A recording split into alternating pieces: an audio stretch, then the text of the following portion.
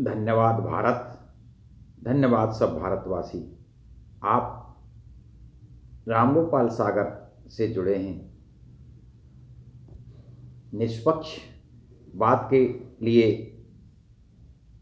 प्रतिबद्ध यह मंच आप सब लोगों को हाथ जोड़कर निवेदन करता है कि आप इसको लाइक, शेयर और नोटिफिकेशन के लिए बेल आइकॉन दबाएं। आज बात करेंगे, चारों ओर परिवर्तन का शोर है। ये निश्चित है कि सृष्टि परिवर्तनशील है। इसमें हमेशा परिवर्तन होते रहते हैं। कभी सर्दी पड़ती है, कभी गर्मी होती है, कभी बरसात। ये सृष्टि का नियम है। मनुष्य जन्म लेता है, युवा होता है, वृद्धावस्था को प्राप्त होता है और फिर मृत्यु को प्राप्त होता है। इसी प्रकार आज हम जो बात कर रहे हैं, उत्तर प्रदेश के चुनावों से, पंजाब के चुनावों से, उत्तराखंड के चुनावों के जनता के व्यू को समझने की हम कोशिश करेंगे। मेरे साथ जुड़िए आप। संकेत बराबर परिवर्तन के मिल रहे हैं। सारा मीडिया और स्वतंत्र चैनल ने यूट्यूब पर जो सामाजिक जो भी सटीक निष्पक्ष आकलन आ रहे हैं, वो ये कह रहे हैं कि उत्तर प्रदेश और पंजाब सब जगह सत्ताधारी दल बुरी तरह से पिट रहा है। इसका आकलन करते हुए हम देखते हैं किस प्रकार मोदी जी गुजरात के मुख्यमंत्री बने। उनके काल में गुजरात में दंगे हुए। दंगों में कुछ अनहोनी हुई। प्रधानमंत्री अटल बिहारी थे। उन्होंने दुखी होकर भाजपा का जो निष्पक्ष आकलन, पुरुष कहूँगा मैं उनको, उन्होंने कहा कि नहीं, राजधर्म का पालन नहीं किया गया। लेकिन अडवाणी जी जो उस वक्त और पहले से ही कट्टरता के पक्षधर थे, जिनका जन्म विभाजित पाकिस्तान में हुआ था, उन्होंने नरेंद्र मोदी को पीठ पीछे शाबाशी दी। और वो क्रम मोदी ने और अमित शाह मिलकर इसको अपनी विचारधारा को मजबूत करते रहे। कॉर्पोरेट लोगों से उन्होंने संबंध बनाए, संघ से भी उन्होंने अपनी पैठ बनाई। और जब गोवा का भाजपा का अधिवेशन हुआ तो उसमें उन्होंने एक मजबूत लॉबिंग की। उस मजबूत लॉबिंग के तहत उनके पूंजीपति मित्र और संघ के कोई बड़े सूत्रधारों ने मिलकर अडवाणी का जो सपनों का घोड़ा था, प्रधानमंत्री पद का जो घोड़ा था, उसकी टांगें तोड़ने का काम किया। उन्होंने राजनाथ सिंह को तोड़ा, अरुण जेटली को तोड़ा और सुषमा स्वराज को तोड़ा। मनोहर पर्रिकर उस पर काम कर रहे थे, जो आज इस दुनिया में नहीं है। क्या किस तरह से अडवाणी को मुरली मनोहर जोशी और इन लोगों को अलग थलग करके और प्रधानमंत्री के पद के उम्मीदवार माननीय नरेंद्र मोदी घोषित हुए। इसके बाद उन्होंने घोषणाओं की डोर लगा दी। वो हमेशा सत्य से परे झूठ के तीर चलाने लगे। उससे जनता के मर्म स्थल को, एक बार झूठ को 100 बार बोलने से वो झूठें जनता को सत्य प्रतीत होते लगी। और जनता का मर्म स्थल, हृदय स्थल में इतने झूठों के बाण लगे, जिससे जनता ये सोचने लगी ये कोई दिवा स्वप्न दिखाने वाला, साकार करने वाला ये कोई युग पुरुष आया है। और वो नरेंद्र मोदी में अपने भारत के तारणहार की छवि देखने लगे। एक बढ़िया प्रधानमंत्री मनमोहन सिंह को छोड़कर 2014 के चुनाव में और वो सत्तारूढ़ हुए। सत्तारूढ़ होने के बाद जब सत्ता आती है तो सत्ता चलाना बच्चों का खेल नहीं है। अनुभवहीन लोग और किसी विचारधारा से बड़े लोग, जो किसी और संकीर्ण लोग, अतिवादी लोग जब सत्ता पर बैठते हैं तो उन्हें मुश्किलें आनी शुरू होती है। वो अपने पूंजीपति मित्रों के सहारे ही यहाँ तक पहुँचे थे, तो उनको उपकृत करने का भी प्रधानमंत्री पर बहुत दबाव था। जल्दबाजी में, आनन फानन में रात के समय उन्होंने नोटबंदी की, जीएसटी की, वो लगातार एक पर एक अपने कृत्य किए जा रहे थे। जनता हतप्रभ सी किसी आशा में देख रही थी। धीरे धीरे 2019 का चुनाव आया। 2019 का चुनाव आया, तब जाके स्थिति बहुत बिगड़ चुकी थी और उन परिवर्तन का जब भी शोर था, लेकिन उस वक्त ही पुलवामा का बीभत्स कांड हुआ।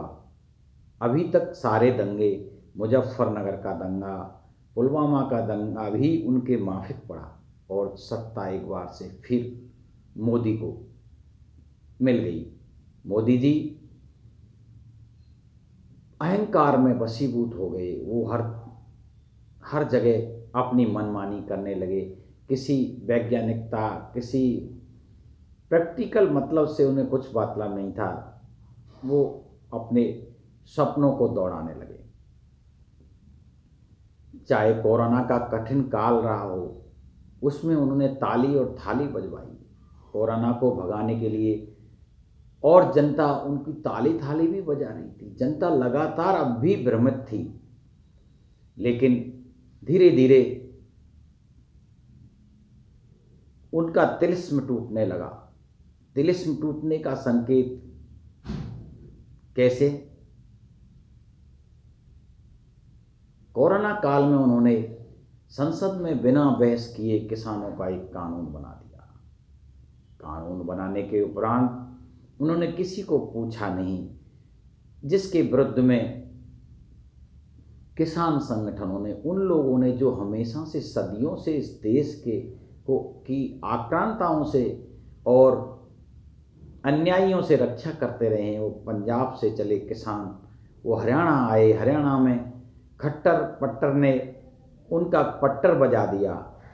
बहुत सारी यातनाएं किसानों को रोकने के लिए, दिल्ली जाने के लिए, जो शांतिपूर्ण गांधीवाद से की विचारधारा से जो लोग विरोध प्रदर्शन करने के लिए दिल्ली जा रहे थे, उन पर एक राष्ट्रद्रोहियों की तरह यातनाएं दी गईं।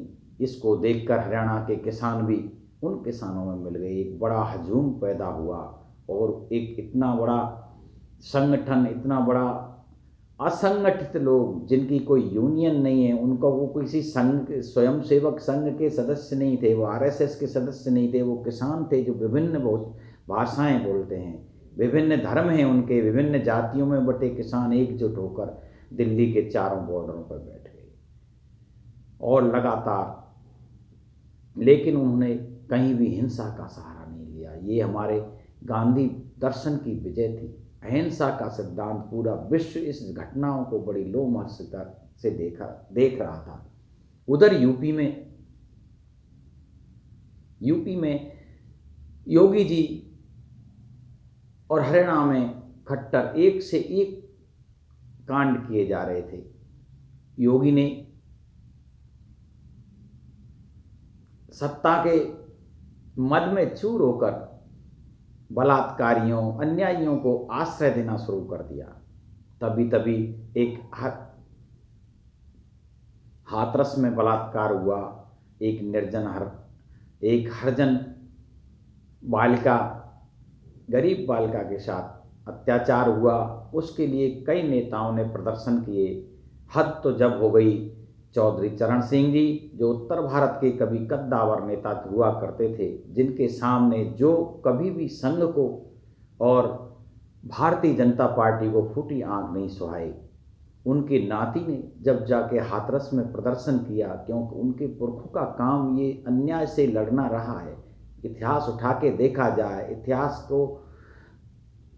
इतिहास अपनी मर्जी से लिखने वाले ये लोग ये उनका इतिहास भूल गए कि वो हमेशा से अन्याय से लड़ते आए हैं। उनके पुरखों का इतिहास उठा कर देख लो, जब जिस कौम जिसने भी दिल्ली में इस देश में अन्याय किया है तो ये किसान वर्गों के चहेते ये हमेशा लड़े हैं। जयंत लाठी पर चार एक एक पड़ी लाठी योगी की जमीन को खिसकाती जा रही थी। भले ही वो हीरो बन के उन कट्टर लोगों के लिए हीरो बन गए हों, लेकिन अब उनका दुर्दिन आ गए थे, ऐसा संकेत था। लेकिन शायद झुकना योगी को भी पसंद नहीं था। उसका जाता क्या, सोटा और लंगोटा वाला आदमी जब राज सत्ता पर बैठ जाए, जिस आदमी ने संन्यास लिया हो और वो राज पा जाए, तो उसको वैसे भी परवाह किसकी होगी। तो ये लापरवाह लोग, उधर वो भी घर से भगोड़े, इधर ये भी घर से भगोड़े। दो लोगों की सत्ता के कारण बीजेपी को अब नुकसान की बारी थी। लगातार संकेत मिल रहे थे, कुछ अंध भक्तों को छोड़कर लगातार संकेत मिलने लगे। लेकिन फिर भी मोदी की सत्ता, आत्ममुग्धता काबिले गौर करनी थी। उन्होंने 26 जनवरी पर एक षड्यंत्र रचा, जिसके तहत वो अपने ही लोगों से झंडा फहरवाया गया। किसानों के हिंसक आंदोलन को हिंसक बताने की कोशिश की गई। खालिस्तानी तालिस्तानी कह कह के उनको कमज़ोर करने की कोशिश की गई। लेकिन किसान नेताओं की सूझबूझ वाकई में राजनेताओं से भी अलग थी। जब अच्छे अच्छे राजनेता, अपने उत्तर प्रदेश में मायावती जी चुप बैठी थी अपने महल में, और इधर अखिलेश भी, जो आज इतने ज़्यादा सीएम के सबसे बड़े नेता बनकर उभर रहे हैं, वो भी चुप बैठे थे। और कोई भी कभी कभी राहुल गांधी ने हमेशा इनका अपोज किया, प्रियंका गांधी ने संघर्ष किया, लेकिन अधिकतर नेता चुप बैठे थे। मोदी के खिलाफ बोलने वाला कोई नहीं था। लेकिन धन्य है इस देश के किसानों, हे अन्नदाताओं, अन्न उगाने के अलावा तुमने राजनीति उगाने का भी काम लिया। एक नई राजनीति को जन्म देने वाले किसान भाइयों ने आखिरकार मोदी के अश्वमेध के घोड़े की टांगें तोड़ दी। चारों बॉर्डर पर अगर अपन गिनती करते हैं तो Ghazipur border, Sindhu border, Tikri border और पलवल का बॉर्डर, शाजापुर बॉर्डर, सब पर किसानों की जुटी भीड़ 13 महीने तक बैठी रही। आखिर मोदी का अश्वमेध रथ का घोड़ा दिल्ली में जाकर छुप गया और उसने एकाएक कानून वापस लिए। लेकिन अहंकार जिस तरह रावण का भी नहीं टूटा था, अहंकार मोदी ने तोड़ा नहीं। अहंकार मोदी कहते हैं कि मैं किसानों को समझा नहीं पाया। 700 से ऊपर किसानों के लिए एक शब्द भी नहीं कहना मोदी जी को भी कंस और रावण की श्रेणी में खड़ा करता है। जनता परिवर्तन के लिए तैयार बैठी है। आजकल हर जगह सोशल मीडिया और चैनलों पर यही दौर चल रहा है। लेकिन एक बात, एक बड़े मर्म की बात है। देखो, चाहे वो काशीराम के अनुयायी हों, चौधरी चरण सिंह जी के अनुयायी हों, और बहुसंख्यक भारत के प्रतिनिधित्व करने वाली धर्मनिरपेक्ष पार्टियों के आदमी हों, कांग्रेस के आदमी हों, एक बात गौर करने की बात है। आज भी पत्रकार लोग क्या बात कर रहे हैं, नागपुर की बात कर रहे हैं। नागपुर से कोई नेता निकलेगा, अरे मेरे देश को क्या हो गया है? इस देश में क्या कभी बहुसंख्यक लोग सत्ता नहीं पा पाएंगे? ये विचार करने वाला प्रश्न है। चुनाव में योगी हार जाएंगे, बीजेपी हार जाएगी, फिर कोई बीजेपी का ही नुमाइंदा या कोई 10% लोगों में से फिर लोग सत्ता पर काबिज हो जाएं, तो ये भारत के लोकतंत्र के लिए बहुत ही शर्मनाक होगा। अब जनता को ये भी सोचना पड़ेगा कैसे विचारधारा को जीवित रहे, भारत को कैसे जीवित रखा जाए। केवल सत्ता परिवर्तन से जीवित नहीं हो सकता है। फिर कभी इस तरह से जनता, जो परमेश्वर का रूप है, जो परिवर्तन के लिए तैयार बैठी है, उसने मन बना लिया है इनके कारनामों से, चाहे वो लखीमपुर का कांड हो, हाथरस का कांड हो, मुजफ्फरनगर का कांड हो, अभी अभी ओबीसी पर गोली चलाई गई। देखो, षड्यंत्रकारी ओबीसी, पहले भी ये लोग मुस्लिम लीग के साथ सरकार चलाने वाले श्यामा प्रसाद मुखर्जी के वंशज हैं ये लोग। इनमें भारत की जो हिंदुत्व का दर्शन है वो कहीं नहीं है। हिंदुत्व ये इस्लाम के कट्टरवाद को ही ये हिंदुओं की विशेषता मानते हैं, और इस्लाम के जो कट्टरवाद है वो उसको हिंदुओं के उग्रवाद में ही डाल रहे हैं, चाहे योगी हो या मोदी हो। आप अन्यथा न लें इसको, आप गौर करके देखें जिस प्रकार बिना आतताई लोग, जिस प्रकार बिना किसी की सुने ही गोली मारने, फांसी मारना, तालिबान की जो संस्कृति है, क्या वो योगी ने यूपी में लागू नहीं की? अपराधी कोई भी हो उस पर मुकदमा चलना चाहिए, उस कानून के तहत, संविधान के तहत उसकी जांच होनी चाहिए, फिर उसको फांसी होनी चाहिए। ये तो नाजीबाद है।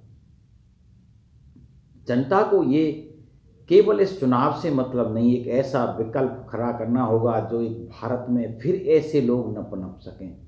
जय हिंद, जय भारत, जय भारतवासी। भारतवाणी राम गोपाल सागर से नमस्कार, नमन।